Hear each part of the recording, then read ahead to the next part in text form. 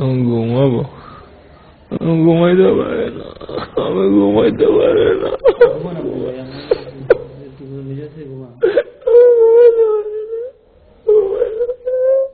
টানা 5 দিন ধরে ঘুমাতে না পেরে বারবার এমনই আকুতি করছিলেন বাংলাদেশ ব্যাংকের মেধাবী কর্মকর্তা গোলাম রাব্বি।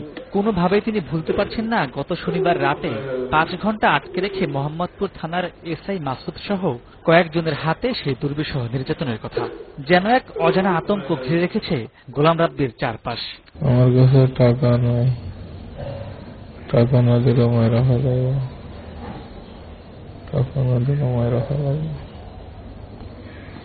কাউরে বললে মায়েরা ফেলাইব। কিচ্ছু হয়নি বাবু, আল্লাহ তোমাকে জান্নাত ভিক্ষা দিয়েছে, আল্লাহ তোমাকে জান্নাতে ফিরাতে কাঁদে।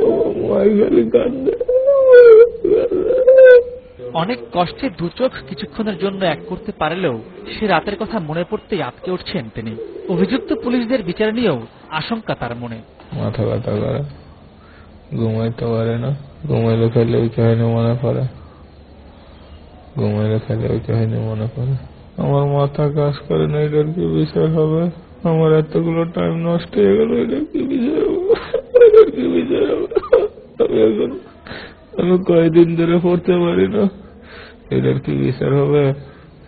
আমি কয়েকদিন ধরে লিখতে পারি না। এদিকে নির্যাতনকারী ও হত্যার হুমকিদাতা হিসেবে এসআই মাসুদ সহ অভিযুক্তদের চাকরি থেকে বহিষ্কারের পাশাপাশি দৃষ্টান্তমূলক শাস্তি দাবি করেছেন রাব্বির বন্ধু ও সহকর্মীরা।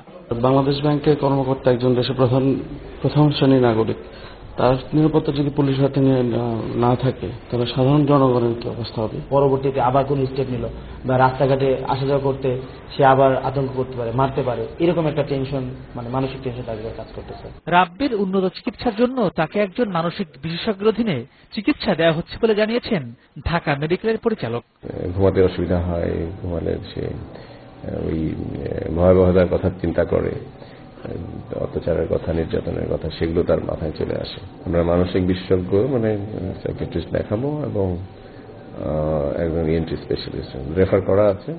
মাহমুদ রাকিব, সময় সংবাদ, ঢাকা। আরো যদি কিছু লাগে